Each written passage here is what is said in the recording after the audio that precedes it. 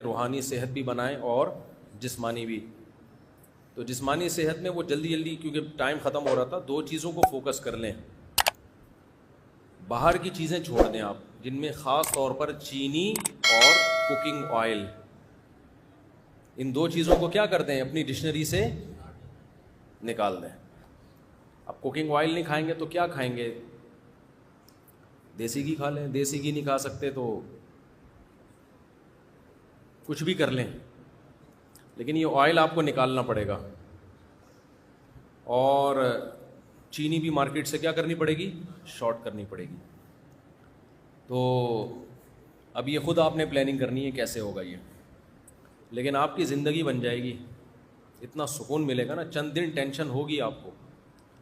دوسری بات یہ کہ روٹی چاول بھی کم کریں, کیونکہ روٹی میں بھی بہت زیادہ کارب ہوتا ہے, نشاستہ ہوتا ہے. آج کل کی روٹی یہ وہ روٹی نہیں ہے جو آپ کے ابا دادا کھایا کرتے تھے. یہ وہ والی گندم نہیں ہے, اس میں بہت زیادہ چینجنگ ہو چکی ہے. اب جو بیج گندم کا ہے نا, یہ وہ والا گندم نہیں ہے. پہلے گندم کی روٹی میں کارب کم ہوتا تھا اور دیگر چیزیں زیادہ ہوتی تھیں. اب وہ ایسا بنا دیا ہے کہ جیسے فارمی مرغی ہے نا, 6 مہینے میں سب کچھ, تو گندم بھی ایسا ہی ہے.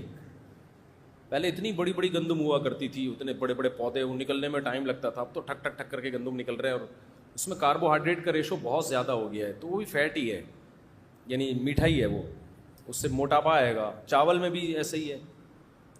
کم کریں, میں یہ نہیں کہہ رہا ختم کریں, کم کریں.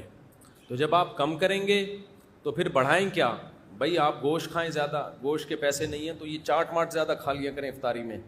چنے کی چاٹ ہو گئی, ان میں تھوڑا کارب کم ہے نا. لوبیا ہو گیا, لو بھیا کہتے ہیں نا, لو بھیا, تو لو بھیا, اب لوبیا کھا لو, آپ لوبیا کھا لو, سفید چنے کھا لو, اس کی چاٹ کھا لو, کالے چنے کی چاٹ کھا لو, اور اللہ بھلا کرے آپ کا انڈے منڈے کھا لو. یہ جو کیا کرو, کھجوریں کھا لو.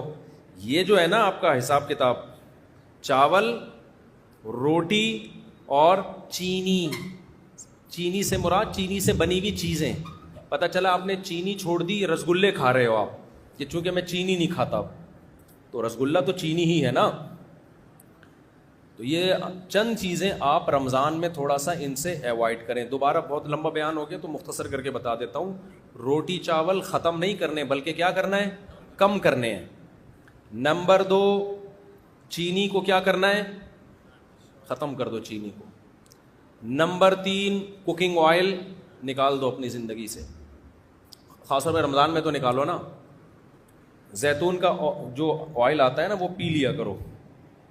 وہ نہیں ہوتا ایکسٹرا ورجن جو ہوتا ہے, اب وہ پینے میں, وہ بھی پکا کے نہیں کھانا ہے. زیتون کا تیل پکا کے خراب ہو جاتا ہے.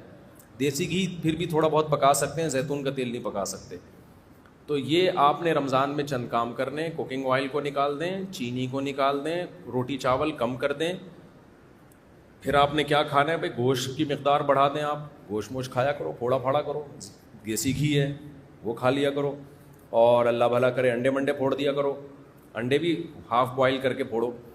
اور اللہ بھلا کرے دودھ مودھ پی لیا کرو, وہ والا ڈبے والا نہیں, گائے پال کے والا. آپ کیا کریں, ایسی باتیں آپ بولو کہ پتہ نہیں کس زمانے میں لے کے جا رہے ہیں ہمیں, لیکن پھر بھی باہر ڈبے سے بہتر ہے دوسرا, اس میں بھی چینی ڈال کے نہیں ہے, ایسا ہی.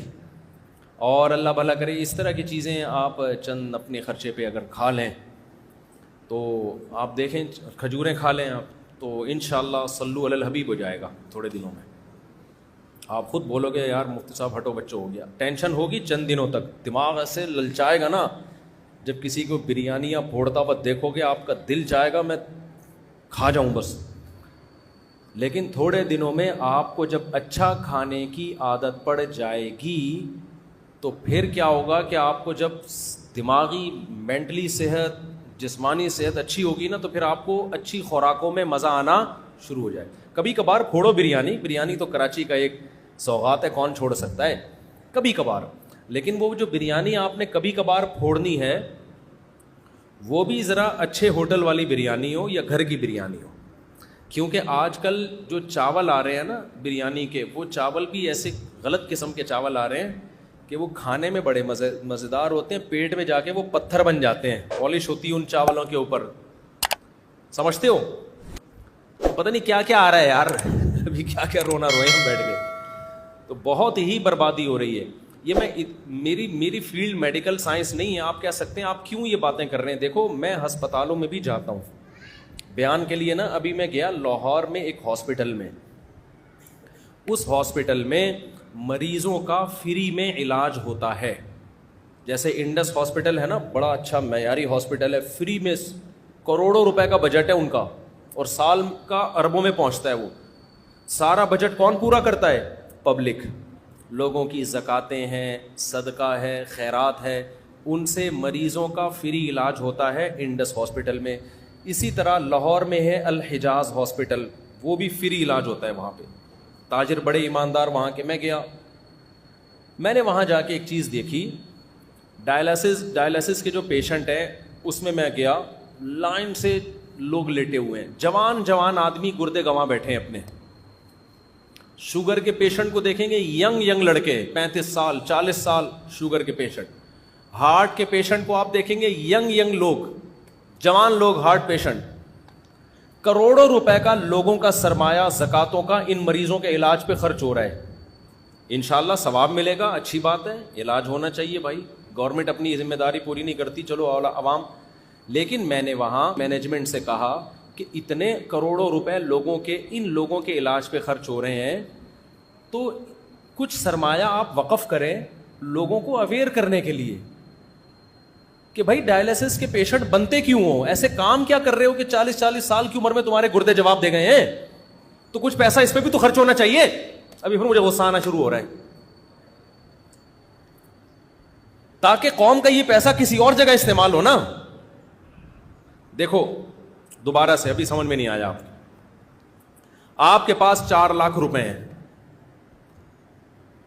آپ نے کسی غریب پہ خرچ کرنے ہیں, کسی مستحق پہ. 4 آدمی ایسے نکلے جو برگر کھا کے, پیزے پھوڑ کے, اور کولڈ ڈرنک پی کے, سگریٹیں پی کے, چرس پی کے, اور بالکل نیچر کے خلاف لائف اسٹائل اختیار کر کے چاروں پیشنٹ بن گئے شوگر کے اور گردوں کے. ٹھیک ہے نا, وہ چاروں کس کے پیشنٹ بن گئے؟ شوگر اور گردوں کے. آپ نے 4 لاکھ روپے ان کے علاج پہ لگا دیے. ٹھیک ہے, آپ کو نیت کا ثواب ملے گا انشاءاللہ. لیکن عقل مند آپ کو مشورہ دے گا کہ یار یہ جو 4 آدمی پیزے پھوڑ رہے ہیں اور صبح شام بوتلیں چڑھا رہے ہیں, پان گٹکے کھا رہے ہیں, سگریٹیں پھونک رہے ہیں, ان کا بے تحاشا پیسہ ان فضول چیزوں پہ خرچ